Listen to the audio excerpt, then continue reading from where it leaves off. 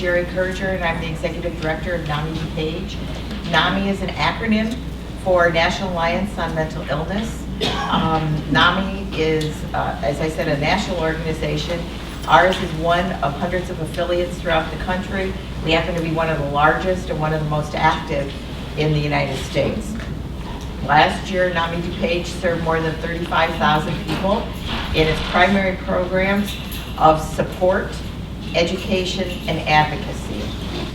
The programs that we do in the Bloomingdale Township, we're located in Wheaton, but we have various programs. We do programs throughout the county and even into, in partnership with NAMI in Cook County.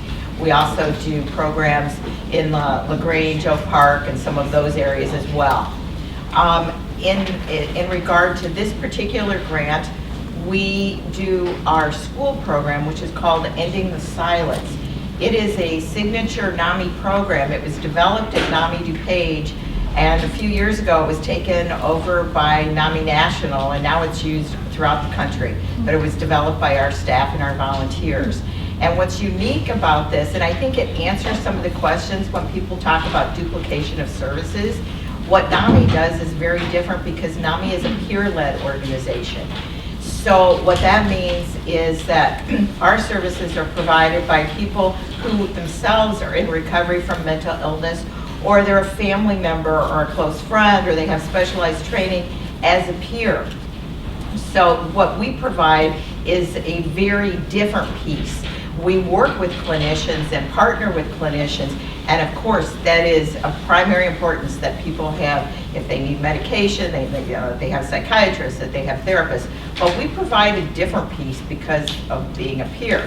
So for example, in our school programs, we do presentations. Last year we saw over 18,000 students in DuPage County, and our presentations, we have at least one of the two people that come in, sometimes both, is a person living in recovery with mental illness, but the students don't know that.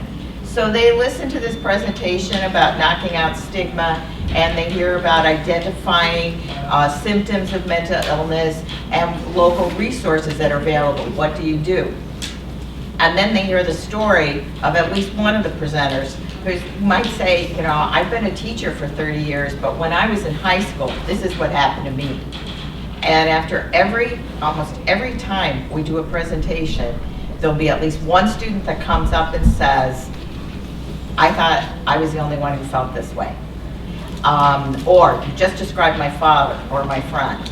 Last fall, we had a circumstance where we did a presentation at a local school, and the next day we had a mother that called and said, my son was in your presentation yesterday. He came home and he said, I've had very dark thoughts about ending my life. And the mom called, what do I do?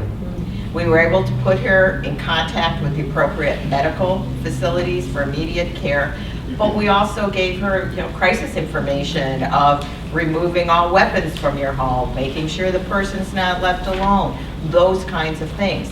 So as our director of this program says, we like to think of ourselves as the people who get the kids to the social worker and get the kids to the resources that are needed. So because we have this peer piece, it is very, very unique.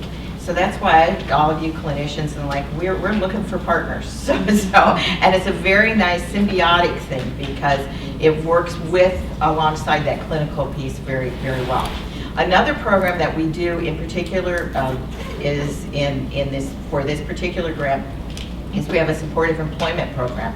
And as you can imagine, people with mental illness have a very difficult time finding a job, particularly if they are impacted severely by the illness or they have various symptoms that might make that difficult. We have job training classes, which we do actually here we have a program starting March 16th in this very building. And so we do job training classes, but we also do individual job coaching. And at our site in Wheaton, we have 2 social enterprises. We have a print shop, so if anybody's looking for really good prices on printing, call us. Okay, so we have a print shop where people that are in our job training program or other volunteers can work in the print shop and at a cafe that we run on site. And we also have a catering program. So our staff is able to observe people, how do they work? You know, it's one thing to train somebody for a job and everything seems to be okay, and then you find out, well, they have some behaviors that maybe aren't very good once they get in the workforce, where we're able to observe that. So in addition to that, we provide all kinds of support groups from youth to seniors and everything in between.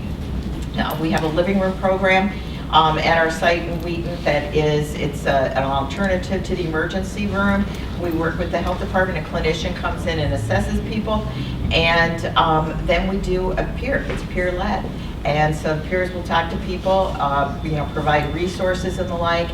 And for some people that the emergency room is not a good choice for, it's a great alternative.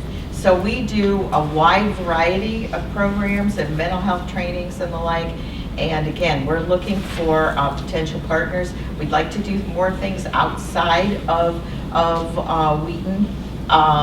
We do recreation programs and the like, so we're always looking for spaces in churches or empty office buildings or schools to be able to do that. And again, the partnerships and grants are really important. And we'd like to do more peer counseling outside of our Wheaton offices, so if people have space available on that, hopefully maybe in kind, we'd be in the evening, we'd be very supportive of that. And we do have a couple of events coming up. We have a gala May 2nd celebrating Nami Dupage's 35th year, and we have a run on June 13th. So looking for volunteers or anybody who'd like to assist with that.